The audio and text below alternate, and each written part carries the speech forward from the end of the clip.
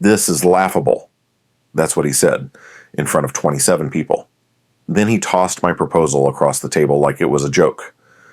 I'd spent 7 months crafting the deal. It was airtight, but the CEO didn't even flip to page 2. I'm Jackson Hale. In that meeting, it didn't break me. It lit a fuse. The boardroom at Volterra Systems was a monument to corporate excess. Floor-to-ceiling windows overlooked downtown Seattle, casting long shadows across the polished mahogany table where 27 executives sat in uncomfortable silence. I was standing at the head of that table, my carefully prepared presentation materials scattered across the surface, watching Malcolm Drayton, CEO of one of the most powerful tech companies in the Pacific Northwest, tear my proposal in half. $2.8 million for what? Malcolm's voice carried the kind of casual contempt that comes naturally to men who've never been told no. Some battery technology from a no-name startup? Jackson, this is the big leagues. This isn't community college. The laughter that rippled through the room felt like ice water in my veins. I'd been director of strategic partnerships at Kendrick's Capital for 8 years. I'd closed deals worth more than some countries' GDP.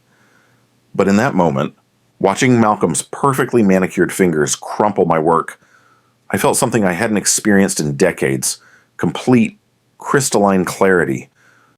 The technology in question, I said, my voice steady despite the blood rushing in my ears, represents a fundamental breakthrough in grid-level sustainable battery storage.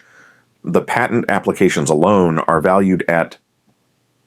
Pathetic. Malcolm stood, his 6'3" frame casting a shadow across the table. You know what your problem is, Hale. You think small. You always have. That's why you're pushing paper for other people's money instead of making your own. He picked up the torn pages of my proposal and let them flutter to the floor. Gentlemen, this is what happens when we let sentiment override strategy. Mr. Hale here wants us to throw nearly $3 million at some feel-good project because it makes him feel important. The silence that followed was deafening. I could feel the eyes of every person in that room, board members, VPs, senior directors, all watching to see how I'd respond. Some looked embarrassed. Others seemed almost hungry for the confrontation. I didn't give them what they expected. Instead of arguing, instead of defending myself or my work, I reached down and began collecting the torn pages of my proposal. Each piece of paper represented hours of research, dozens of phone calls, months of relationship building. I gathered them methodically, without hurry, without comment. That's right, Malcolm said, his voice dripping with satisfaction. Clean up your mess and maybe we can find you something more appropriate. Maybe procurement or HR. I stood, the remnants of my proposal in my hands, and looked directly at Malcolm Drayton. Not at his expensive suit or his perfect hair or his smugly satisfied expression. I looked at his eyes, and I saw something there that I'd seen before in other powerful men who'd forgotten that power without purpose is just bullying. Thank you for your time, I said. Then I walked out. The elevator ride to the parking garage felt like descending into another world. My hands weren't shaking. My breathing was steady. I felt, for the first time in months, completely clear about what needed to happen next. In my car, sitting in the dim light of the underground garage, I allowed myself exactly 60 seconds to process what had just occurred. Malcolm Drayton had publicly humiliated me in front of nearly 30 people. He'd dismissed work that represented not just my professional reputation, but the hopes and dreams of one of the most brilliant engineers I'd ever met. But as I sat there in the silence, what struck me most wasn't the humiliation, it was the recognition. I'd seen this before. I'd watched Malcolm destroy careers, steal ideas, and crush anyone who dared to challenge his vision of how business should be conducted. The difference was that this time I wasn't just a witness, I was a target. And targets, I realized, have a unique advantage. They know exactly where the shots are coming from. The proposal Malcolm had so casually destroyed wasn't just about money. It was about Dr. Laila Bensari, a brilliant engineer whose revolutionary battery technology could transform how the world stored and distributed renewable energy.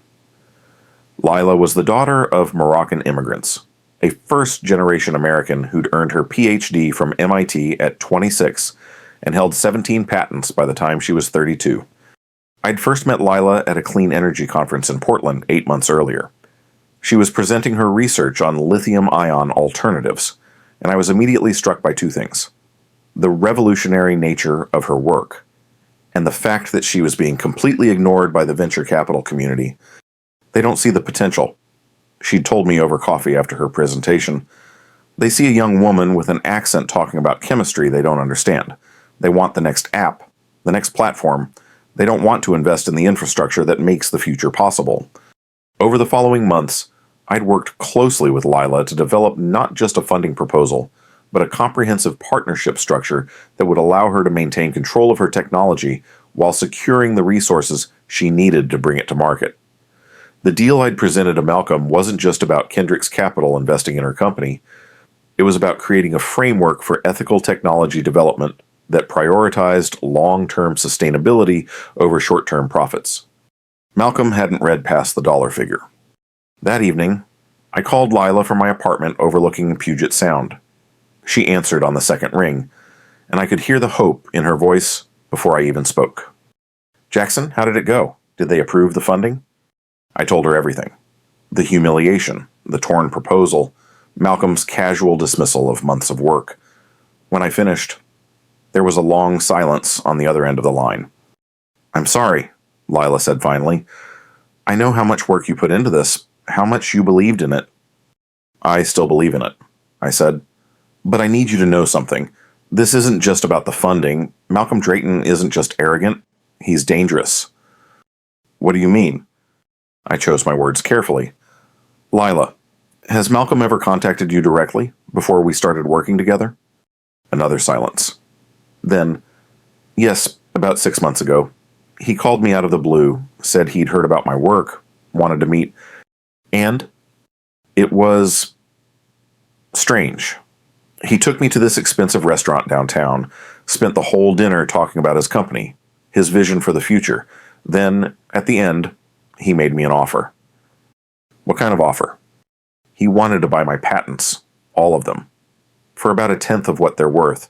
When I said no, he got intense. Started talking about how difficult it could be for new technologies to pass federal safety reviews. How many brilliant inventions never make it to market because of regulatory challenges." My blood ran cold. "He threatened you." "He never said it directly, but yes, that's exactly what it felt like." I spent the next hour on the phone with Lila, going through every detail of her interaction with Malcolm. By the time we hung up, I had a much clearer picture of what we were dealing with. Malcolm Drayton wasn't just an arrogant CEO. He was a predator who used his position and influence to manipulate, coerce, and intimidate anyone who stood in his way. The next morning, I began making calls. Anya Monroe had been Volterra Systems' head of compliance until 18 months ago, when she was fired for what Malcolm called insubordination. I'd heard rumors about her dismissal, whispers in industry circles about documents she'd tried to bring to the board's attention before being shown the door. I found her working as a freelance consultant, helping smaller companies navigate regulatory requirements. When I called, she was initially hesitant to meet, but when I mentioned Malcolm's name, her tone changed. "That bastard," she said simply. "What did he do to you?" We met at a small cafe in Belltown, far from the corporate towers where we'd both once worked. Anya was in her early 40s, with prematurely gray hair and the kind of steady gaze that comes from seeing too much corporate corruption. "Let me guess," she said as we sat down. "He humiliated you in front of a room full of people, then acted like it was business as usual." "Something like that. It's his signature move.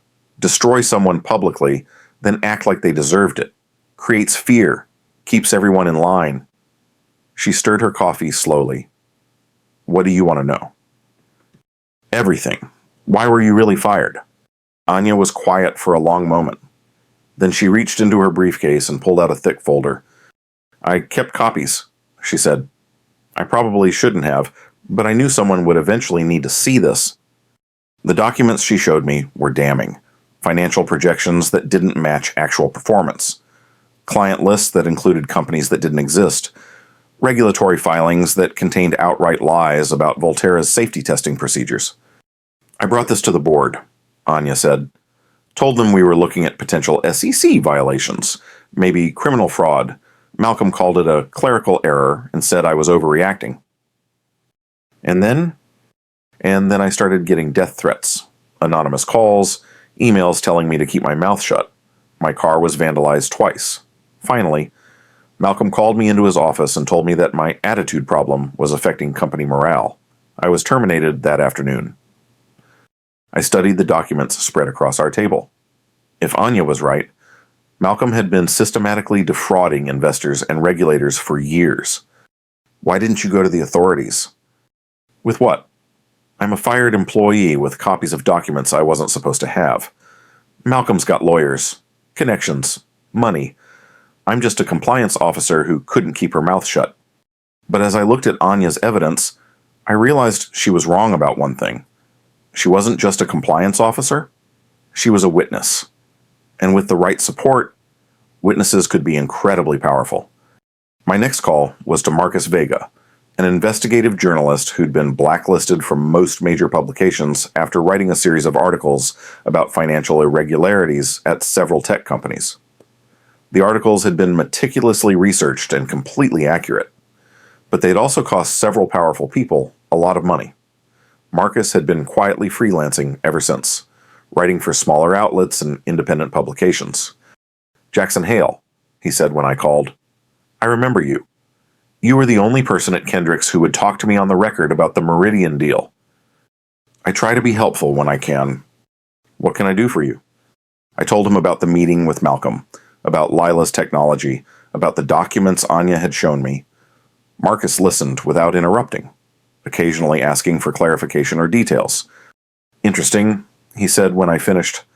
I've been hearing rumors about Volterra for months. Nothing concrete, but enough to make me curious.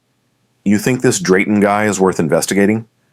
I think Malcolm Drayton is exactly the kind of person you built your career exposing. And you think you can get me evidence? I think I can get you the story of the year. The third member of our growing coalition was Elliot Brand, Volterra's former chief technology officer. Elliot had been pushed out of the company 3 years earlier after a dispute over patent ownership. According to the rumors, Malcolm had claimed credit for several breakthrough innovations that Elliot had actually developed. I found Elliot teaching computer science at a small college in Olympia. He was a quiet man in his 50s, with the kind of gentle demeanor that made it hard to imagine him surviving in Malcolm's corporate environment. I don't talk about Volterra, he said when I called. Nothing good comes from looking backward. What if I told you that Malcolm is still stealing people's work, still destroying careers? A long pause. I'd say that sounds like Malcolm. Would you be willing to meet, just to talk? I don't know. I've built a good life here. My students respect me. I don't need the drama.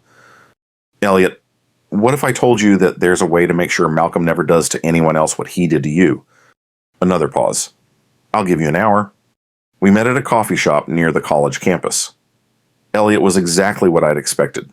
Brilliant, thoughtful, and carrying the kind of quiet pain that comes from being betrayed by someone you trusted. Malcolm recruited me personally, he told me. Said he wanted to build something revolutionary. For the first 2 years, it was everything he'd promised. We were developing cutting-edge technology, pushing boundaries, changing the industry. What changed? Success. The more successful our products became, the more Malcolm wanted to be seen as the genius behind them. Started taking credit for work he'd never touched. When I complained, he said I was being petty. When I pushed back harder, he said I wasn't a team player. And the patents? 3 breakthrough innovations, all filed under Malcolm's name, all based on my research, my development, my work. Elliot's voice was bitter. When I threatened to go public, he had me escorted out of the building, said I was mentally unstable and a security risk. Do you have documentation, proof that the work was yours? Everything. Research notes, development timelines, email chains. I kept it all, thinking someday I'd need it for a lawsuit, but Malcolm's got better lawyers than I could ever afford. What if I told you that you might not need to afford them? I explained what we were building, a coalition of people who'd been wronged by Malcolm, working together to expose the pattern of abuse and corruption that had defined his career. Elliot listened carefully, asking thoughtful questions about legal exposure and personal risk. "You're talking about war," he said finally. "I'm talking about justice." "What's the difference?" "Justice is what happens when the right people finally hear the truth." The most unexpected addition to our team came from a source I never could have anticipated: Sierra Drayton, Malcolm's estranged wife. I'd been researching Malcolm's background when I came across Sierra's name in connection with a domestic violence nonprofit she'd founded 2 years earlier. The organization, called Haven House, provided support and resources for women escaping abusive relationships. What struck me was the timing. Sierra had founded Haven House just months after she and Malcolm had separated. Reaching out to her felt like crossing a line, but everything I'd learned about Malcolm suggested that his cruelty wasn't limited to the boardroom. If I was right, Sierra might have insights that no one else could provide. I sent her a carefully worded email, explaining that I was researching patterns of workplace abuse and had heard about her advocacy work. I didn't mention Malcolm by name, but I made it clear that I was interested in discussing the connection between domestic abuse and corporate misconduct. She responded within hours, suggesting we meet at her office. Haven House occupied a converted warehouse in the Georgetown neighborhood, south of downtown Seattle. The space was warm and welcoming, with comfortable furniture and art created by the women the organization served. Sierra met me in the lobby, and I was struck immediately by how different she looked from the polished corporate wife I'd seen in magazine photos. She was in her early 40s, with shoulder-length dark hair and the kind of calm confidence that comes from surviving something terrible. When she shook my hand, I noticed the faint scar on her left wrist. "Mr. Hale," she said, "thank you for reaching out. I understand you're researching workplace abuse." We sat in her office, a small room overlooking the organization's main gathering space. Through the window, I could see women of various ages engaged in what looked like a support group meeting. I said carefully, "I'm particularly interested in the connection between domestic violence and corporate misconduct. The way people who abuse power in personal relationships often exhibit similar patterns in professional settings." Sierra studied me for a long moment. "That's a very specific area of interest. What prompted your research?" I decided to be direct. "I've recently had an encounter with your husband that's made me interested in understanding the broader patterns of his behavior." Sierra's expression didn't change, but I saw something shift in her eyes. "I see. And what kind of encounter was that?"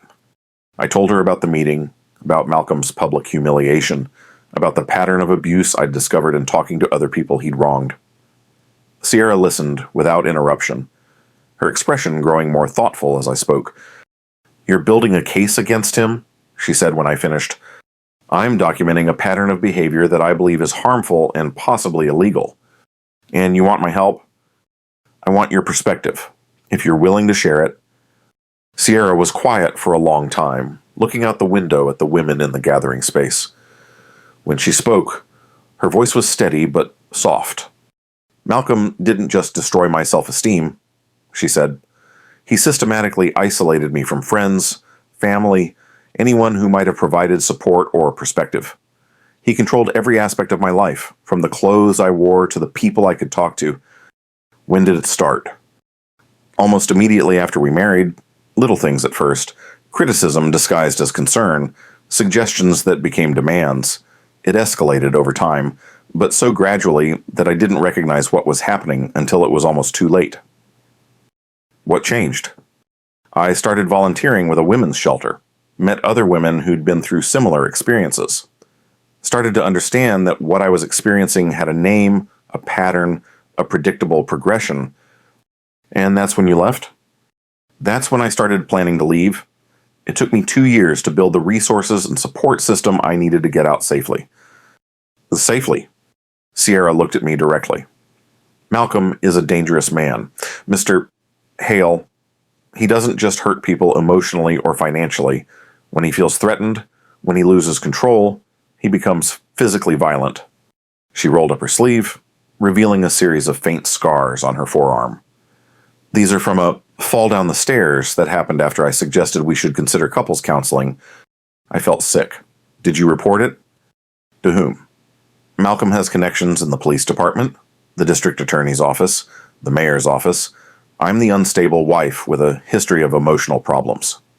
Who do you think they'd believe? We talked for another hour, with Sierra sharing details about Malcolm's behavior that painted a picture of a man who saw other people as obstacles to be overcome or tools to be used. She told me about business associates who'd crossed Malcolm and subsequently found themselves facing tax audits, regulatory investigations, or mysterious legal challenges. He doesn't just compete, she said. He destroys, and he enjoys it. As I was leaving, Sierra handed me a small digital recorder and a manila envelope. What's this? Insurance, she said. Recordings of conversations, copies of documents, photographs of injuries. I've been documenting everything for years, just in case. In case of what? In case someone like you came asking the right questions. With our coalition assembled, we began the methodical work of building a case that would be impossible to ignore or dismiss. Marcus took the lead on investigating the financial irregularities that Anya had documented, using his journalism background to trace the web of shell companies and phantom clients that Malcolm had used to inflate Volterra's apparent success. What we discovered was stunning in its scope and audacity. Malcolm had been systematically defrauding investors for years, creating fake revenue streams and inflating market projections to support Volterra's inflated stock price.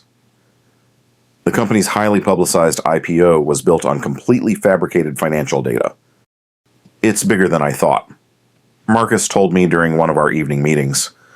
We're not just looking at securities fraud. This is organized criminal activity. The SEC is going to be very interested in what we found. Elliot had been working on documenting the pattern of intellectual property theft that had defined Malcolm's approach to innovation. Using his technical expertise and meticulous record-keeping, he was able to demonstrate that at least 15 major patents held by Volterra were based on work that had been stolen from employees, contractors, or smaller companies that Malcolm had acquired and then gutted. The legal implications are enormous, Elliot explained. If we can prove that these patents were fraudulently obtained, it could invalidate billions of dollars in licensing agreements and partnerships. But the most damaging evidence came from Sierra's recordings and documents. Over the years, she had systematically documented Malcolm's behavior, creating a detailed record of his abuse, his threats, and his criminal activity. The recordings were particularly devastating.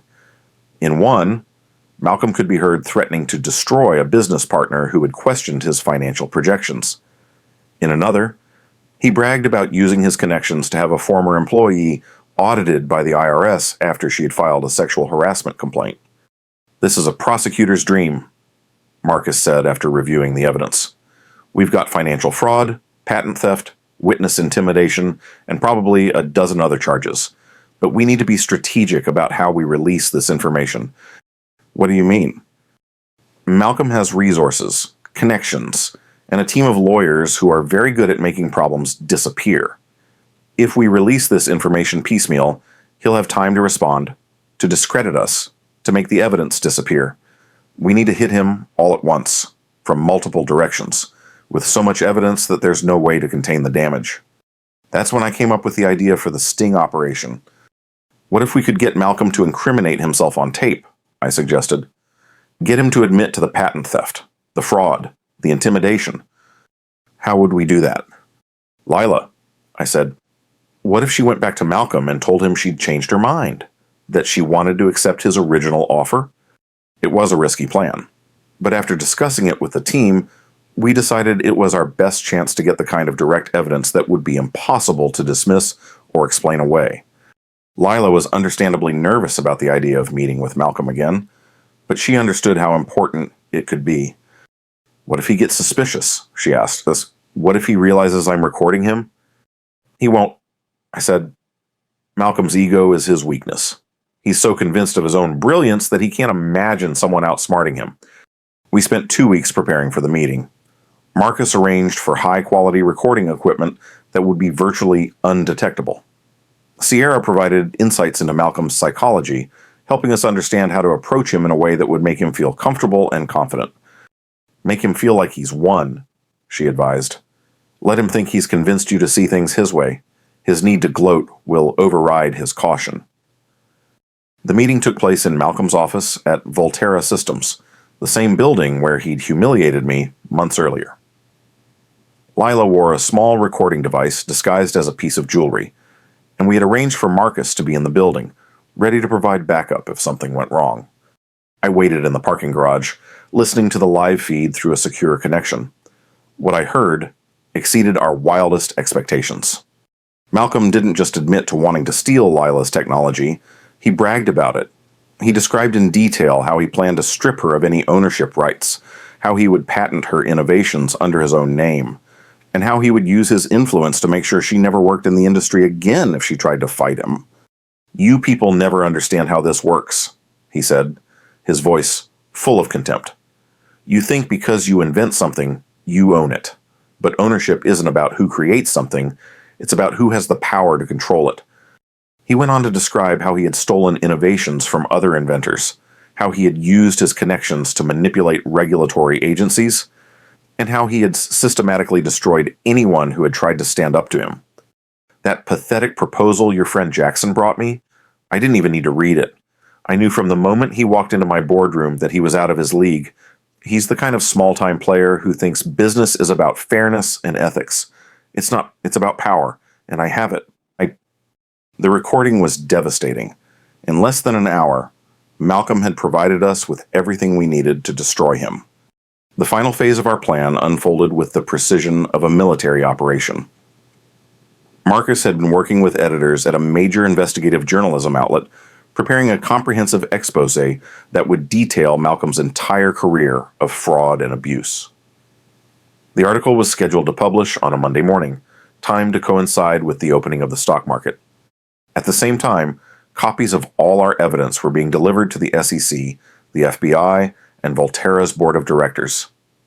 Sierra had arranged for a press conference that afternoon, where she would announce a major initiative to combat domestic violence in corporate settings. But first, I wanted to see Malcolm's face when his world collapsed. I arrived at Volterra Systems at 8:30 a.m., 30 minutes before the article was scheduled to go live. The security guard recognized me from my previous visits and waved me through to the executive floor. Malcolm's office was exactly as I remembered it, an enormous space with floor-to-ceiling windows and furniture that cost more than most people's cars. Malcolm was behind his desk, reading something on his computer screen, when I walked in. "Jackson," he said without looking up. "I'm surprised to see you here. I thought you'd learned your lesson." "I did learn something," I said, taking a seat across from his desk. "I learned that you're not as smart as you think you are." That got his attention. He looked up from his computer, his expression shifting from casual dismissal to something more alert. "Is that so? And what exactly have you learned?" I checked my watch. 8:58 a.m. "I've learned that your entire career is built on fraud. I've learned that you've been stealing intellectual property for years. I've learned that you've been manipulating financial data to deceive investors." Malcolm's expression didn't change, but I could see the calculation in his eyes. "Those are serious accusations. Jackson, I hope you have evidence to back them up." "I do." I pulled out my phone and showed him the screen.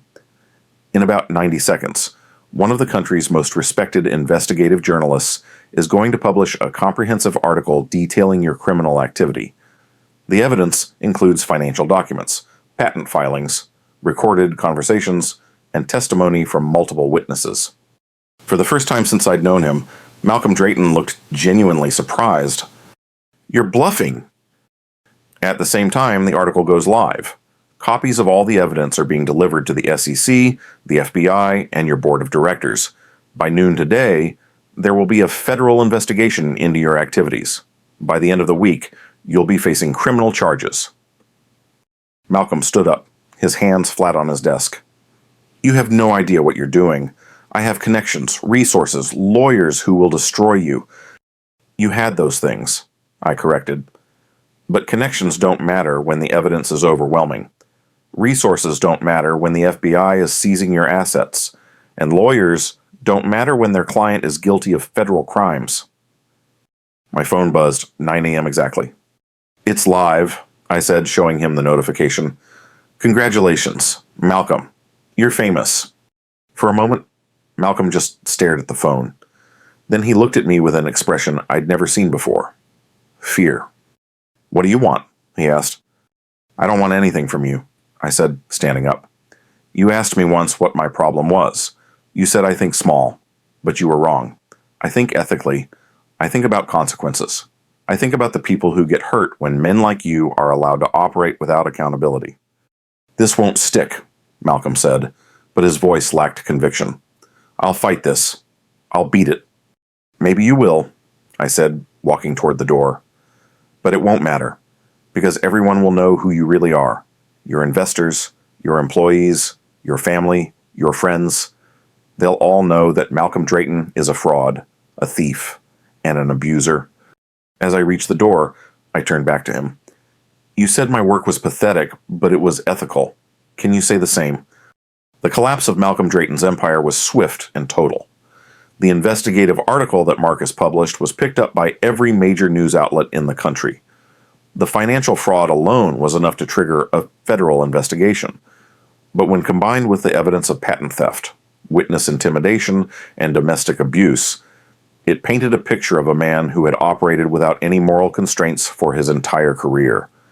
The SEC investigation moved with unusual speed, thanks to the comprehensive evidence that Anya and Marcus had compiled. Within a week, federal agents had raided Volterra's offices and seized thousands of documents and computers. Malcolm's personal assets were frozen, and he was forbidden from leaving the country. The board of directors acted even more quickly. By the end of the first week, they had voted unanimously to remove Malcolm as CEO and begun the process of appointing an interim leadership team to salvage what remained of the company.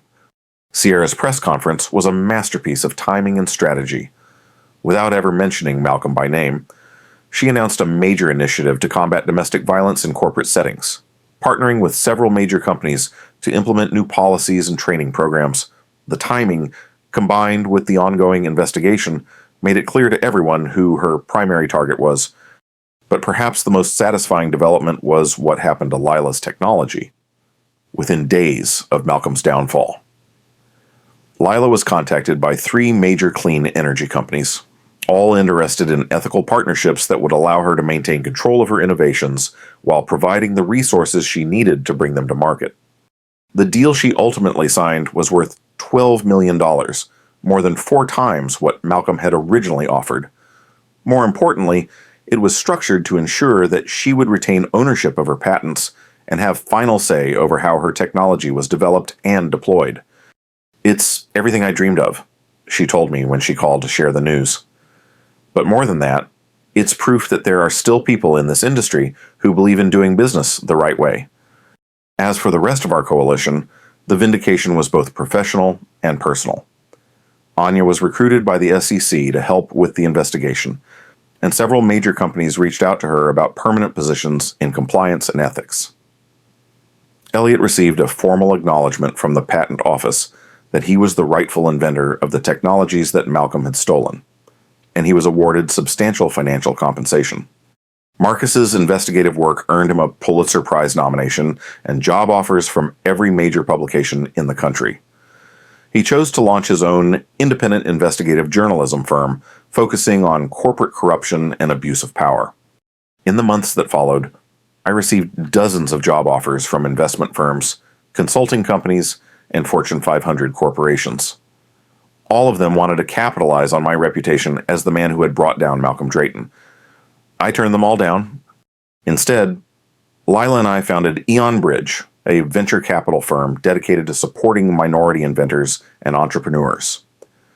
Our mission was simple: to provide funding and resources to brilliant people whose innovations had been overlooked or dismissed by the traditional investment community. Our first investment was in a young black engineer from Detroit who had developed a revolutionary approach to urban water purification. Our second was in a team of Native American computer scientists who had created a new type of quantum computing algorithm. Our third was in a Latina biochemist whose work on sustainable plastics could transform manufacturing. Each deal we structured prioritized the inventor's vision and values over pure profit. We proved that ethical business practices weren't just morally right, they were also financially successful. The criminal trial of Malcolm Drayton took place 18 months after his empire collapsed. I testified for 3 days, describing the pattern of abuse and corruption that had defined his career. The evidence was overwhelming, and the jury deliberated for less than 6 hours before returning guilty verdicts on all counts. Malcolm was sentenced to 15 years in federal prison. His assets were seized to pay restitution to the investors and inventors he had defrauded. Volterra Systems was restructured and eventually sold to a consortium of ethical investment firms. On the day of the sentencing, I received a small envelope in my office mail. Inside was a single piece of paper with 2 words written in elegant handwriting: "You won." There was no signature, no return address, no indication of who had sent it. But I knew. Sierra had kept her promise to herself and to all the other women who had suffered in silence. Malcolm Drayton would never hurt anyone again. I folded the note and put it in my desk drawer. Some victories don't need acknowledgement. Some battles are worth fighting not for the recognition, but for the knowledge that you stood up when it mattered, that you chose principle over profit, that you used whatever power you had to protect people who couldn't protect themselves. The note sits in my drawer still, a reminder that sometimes the most important work we do is the work that nobody asks us to do. Sometimes the most meaningful victories are the ones where the only reward is knowing that you did the right thing, even when it was difficult, even when it was risky, even when everyone else told you it was impossible. Malcolm Drayton called my work pathetic. But in the end, pathetic work built on ethical principles proved stronger than brilliant work built on fraud and abuse. That's a lesson worth remembering in business and in life. The story of Malcolm Drayton's downfall became a case study in business schools across the country, an example of how unchecked power and corporate culture can create monsters. But for those of us who lived through it, who fought to expose the truth, it was something simpler and more personal. It was proof that David can still beat Goliath, as long as David chooses the right stones and aims for the right target. Sometimes the most powerful weapon you have is the truth. And sometimes the most important victory is the one that ensures nobody else will be victimized by the same predator. In the end, that's what justice looks like. Not revenge, not retribution, but the simple assurance that the people who abuse their power will be held accountable for their actions, and that the people they hurt will have the chance to rebuild their lives with dignity and respect. That's the real victory. That's the story worth telling.